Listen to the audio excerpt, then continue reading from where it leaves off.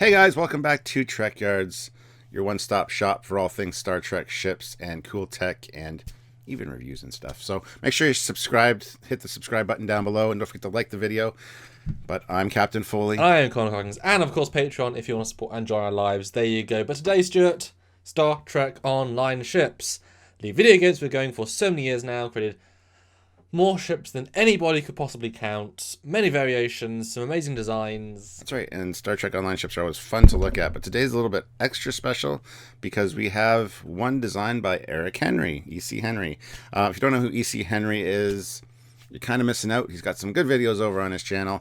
He's been on our show, and he's also a great designer. He's working on a fan film, Pacific 201, and he's a great guy. So thanks to Thomas Maroney, who also is, well, head guy at Star Trek Online as far as the ship guy goes. We have some cool renders of this ship that Eric Henry designed. And built. We need to, and built, and we need to take a look at it because it is pretty cool. So this is the Earhart, and as you might be able to know and tell, this is a modern 2409 style of the Toplanahath, the Discovery era. Obviously, that game has a lot of the Discovery ships in. They quite pride themselves on having them all in, but they also make their own new versions. And this is, as we've said a few times, those shapes might not work in the era, but the shapes themselves are potential. And so this is what would a redesigned, thought through future version. I mean, Eric likes to think his thing through. So here it is, Stuart. I'm sure I've seen it before vaguely. It's been out for a little while. What do you think of this Earhart design? I think it's a pretty interesting design overall. I mean, it reminds me of one of the pontoon or the speed sailing boats with the pontoons on the side. So it's got that kind of design aesthetic. As soon as you see it, it's something that looks familiar, but you don't really know what from sometimes. That being said, it also has a very kind of Romulan-esque aesthetic. It does feel kind of Romulan from certain angles, to me anyway. Like TOS Romulan bird of prey kind of style. Overall, I think it's a pretty fantastic design. It's not a large ship by any means, and we do have scale. Do not worry. That's right. But it kind of reminds me of something like the Grissom. So an Oberth class. It's not really like a frontline fighter. It's more of a scientific vessel in my mind anyway. It just feels, because of the size and the way it's designed, it kind of has, because the pontoons are very reminiscent of the secondary hull of Oberth as well. So there's a lot of things that I think when I see this. Yeah, I think we both like the Toplanahath quite a lot from Discovery, that style. While you lose the whole line of sight and the theoretical function of some of this, and we made the joke about the half source from Enterprise, how the engines are so close to the hull, it's going to kill the crew to radiation. Well, it's right close to the hull again, so maybe not the safest thing, but whatever, it's the future. For some reason, when I look at this, I think Roomba. Oh, a Roomba. I like that. It has that really nice, smooth feel, and the Toplanahath, it's very interconnected with these very hard lines, so it has a unique feel. This is much smoother, much more graceful, and it elevates it, but also changes it quite a lot, and I love how even small design changes can change it. But I mean, there's so many little details here. Eric hasn't tried to copy anything. He's come up with some fun ideas and concepts. I mean, that deflector, how many times you reinvent the wheel? Although I'm confused as to what those things are below the bridge, which has windows. I just realized that. Eric, why? As it's a conference room, but it's Discovery maybe themed, I don't know. But what are those things in front of the bridge module? There's sticky outy blue things. There's a photon torpedo launcher, and then I would guess maybe some additional targeting sensors, or it's Star Trek Online. We know that there's always a lot of weird, red things where weapons ports are supposed to go, but no, that looks really cool. It's additional sensor speed or something. And do you see how many blinkies there are on the left? There's 4 on the pylons, another 2 on the nacelles, and 2 on the impulse engines. There's a lot of blinkies. Hey, blinkies are cool. But Stuart, scale. Oh yeah, scale. And not a lot of windows in this one. It kind of feels bulkier more than window. And I'll go straight to it because you're right, it's not a big ship, but it's also not a small ship. There it is. And I also compared it with the Discovery and the Enterprise as well, because it's a Europa or a Toplanahath variant. And again, it puts into perspective the Discovery stuff, because if this is meant to be the same size as the Toplanahath, then the Saucer was about the same size as Discovery Saucer, which makes sense in their own unique vibes. But here it is with DS9, all the real models from the shows except the Discovery and Enterprise E, and the DS9. But yeah, it's pretty big. It's obviously more advanced than anything on the page, but it's not trying to be too big. But I don't know. What do you think, Stuart? It's a lot bigger than I thought from when I first saw it. Based on window scaling on the ship, it seems like a much smaller vessel for sure. So this actually surprises me quite a bit. But that being said, with it being in the era of Star Trek Online, a lot of the ships are just bigger in general. So it's definitely surprising how big it is. It doesn't feel that big when you first look at it. So I feel like a bit of an idiot for thinking it was smaller, honestly. But there's almost, I mean, if you could jump back again, I mean, there's so few windows and they just don't pop at all that it just kind of, you can't get lost. And so all you see is some of the details, and you don't associate a lot of these details with being massive. So yeah, it's. I mean, if you look, if those are bridge windows, the front of the bridge module, it doesn't seem like a big ship. That's deck 1, right? Then you got deck 2 underneath the next row of windows, so it's not like it's that big of a ship. It feels like something that's, like a lot smaller. Well, as we know, the Discovery era fleet was upscaled because they wanted to put the Discovery bridge inside the Discovery and it wouldn't fit, so they had to upscale the Discovery to match that, and therefore all their ships will be upscaled if the windows don't match. So there is a mismatch there. This is the formal scale. It definitely feels too big. And in fact, looking at this top view, I know the lighting that Thomas did is much more of like a scene lighting, whereas I do more directional to get more shadows. It's very bright. It loses for me some of that Trek feel, based on how it's textured, based on the details. Like, I'm missing the glows. They don't stand out in any way. There's a disconnect there for some reason with the top view, which just feels, while the angles and there's a bit of a line, there's a bit of whatever. Something about the texturing. I lose a bit of that Trek. I disagree. I think it feels very Trek-like. I was just going to make a comparison. As you said, it pulls from other things. You got some defiant influences there. And also, you get rid of those front struts and move the nacelles back, you got a new Miranda class, which would look really, really sleek. Oh, now I want to see that. That'd actually be really nice, especially if you put the nacelles underneath the hull. That would look great, actually. Eric, version 2.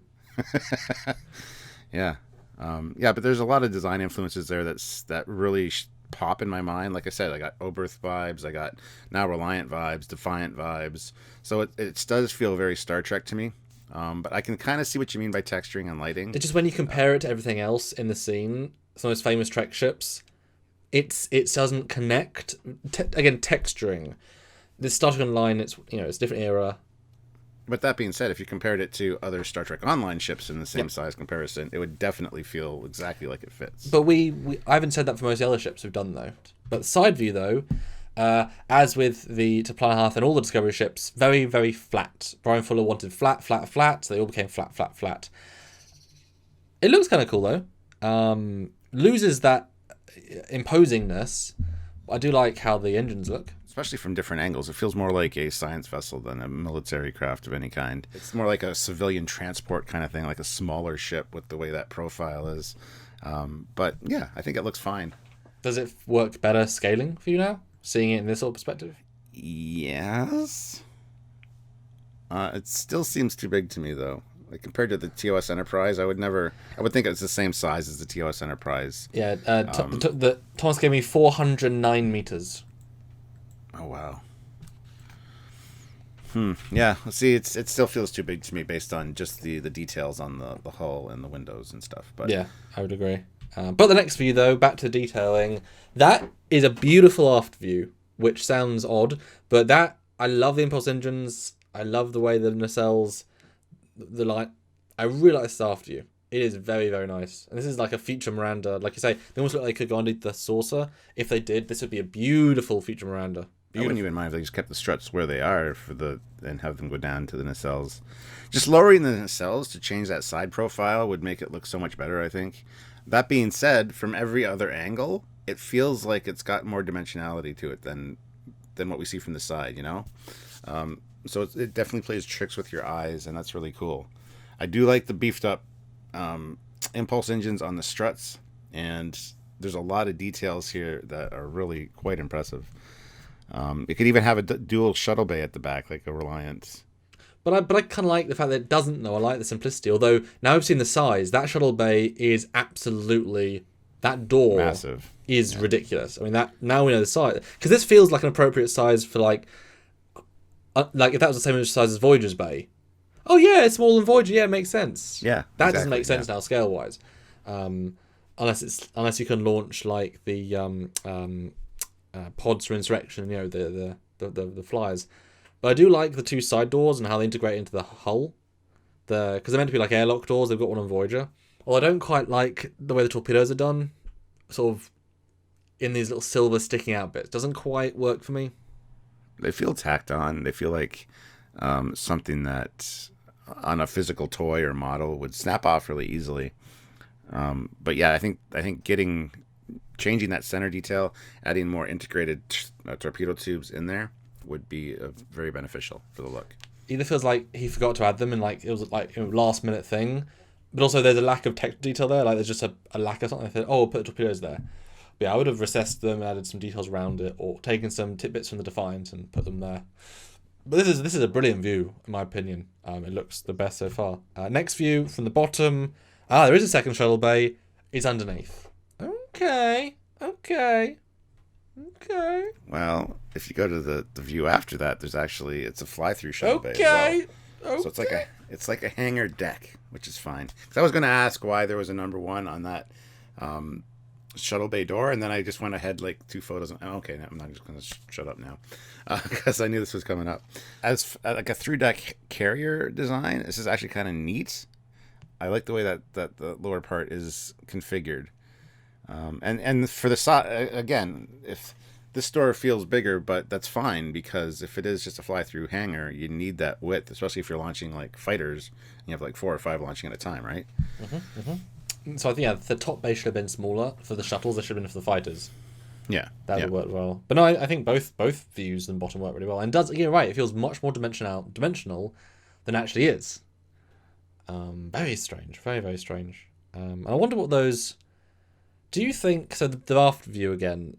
There's obvious force fields around the shuttle bay, and then you go down a little bit.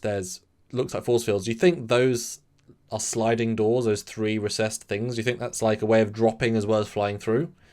Even more ways of releasing ships. Possibly, or like cargo loading doors or something. As well. Yeah, bring things up. That would make sense. Yeah, I think that might just be the case actually. Because then the shields would then just like follow the length of the hull and cause custom. It's just very distinct. It's like it's trying to be a thing. If we go to the next view, that's the shot of it from the front underneath, and there you can see the front of the shuttle bay with torpedo launchers right underneath.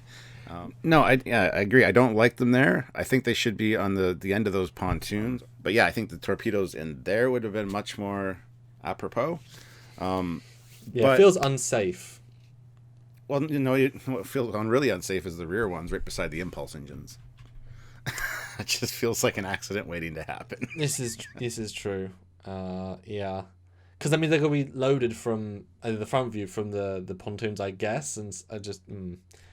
So basically, underneath your shuttle bay are all the explosives.